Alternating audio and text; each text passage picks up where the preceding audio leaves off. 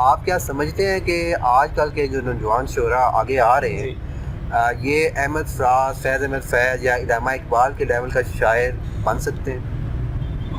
بالکل میں سمجھتا ہوں کہ یہ جو سوشل میڈیا ہے اس نے مواقع جو ہیں وہ بڑھا دیے ہیں. میں سمجھتا ہوں کہ پہلے 1 یا 2 یا 3 لوگ تھے یا 5 لوگ تھے جو پرومیننٹ ہوئے اور جنہوں نے نام پایا. حالانکہ ان کے عہد میں بھی احمد فراز نو ڈاؤٹ بہت بڑے شاعر ہیں، میرے پسندیدہ شعراء میں سے ایک ہیں.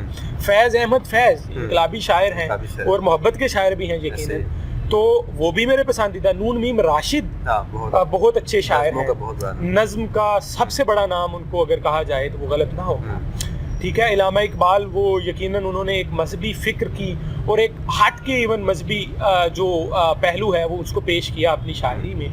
بہت بڑا نام ہے پاکستان میں، بلکہ اردو ادب میں، فارسی ادب میں وہ بہت بڑا نام ہے.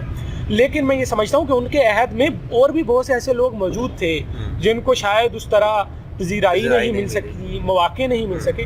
تو میں سمجھتا ہوں کہ سوشل میڈیا نے یہ جو انقلاب برپا کیا ہے اس کے نتیجے میں آپ کو زیادہ ہم اس کو فیض یا فراز تو نہیں کہیں گے، لیکن اپنے اپنے انداز میں، اپنے اپنے اسلوب میں مجھے لگتا ہے کہ بڑی تعداد میں ہمیں شاعر دیکھنے کو ملیں گے. ایون آج بھی موجود ہیں جو شاید ان لوگوں سے زیادہ ان کی فین فالوئنگ بھی ہے، لوگ ان کو سنتے ہیں. ہم یہ دیکھتے ہیں کہ آج کل جو یونیورسٹیز کے اندر، کالجز کے اندر مختلف مشاعرے اور ادبی سرگرمیاں ہوتی ہیں، اس میں جو لوگ آتے ہیں وہ پاکستان کا ایک بہت بڑا نام، یعنی اب شاعر بھی سٹارز بننا شروع ہو گئے ہیں.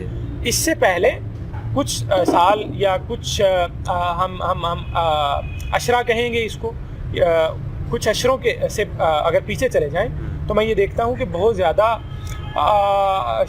ادیبوں کے اندر یا شاعروں کے اندر پرومیننٹ لوگ نہیں تھے، 1-2 چیدہ لوگ ملتے تھے. لیکن اب ہم یہ دیکھتے ہیں کہ شاعر بھی سٹار بن چکے ہیں، وہ بھی مختلف ادبی، ثقافتی اور آرٹس کے حوالے سے جو نیشنل لیول کے اور ایون انٹرنیشنل کانفرنسز اور ایونٹس اور مشاعرے ہوتے ہیں ان کا حصہ بن رہے ہیں. تو میں سمجھتا ہوں کہ سوشل میڈیا نے اس میں بڑا مثبت رول پلے کیا ہے.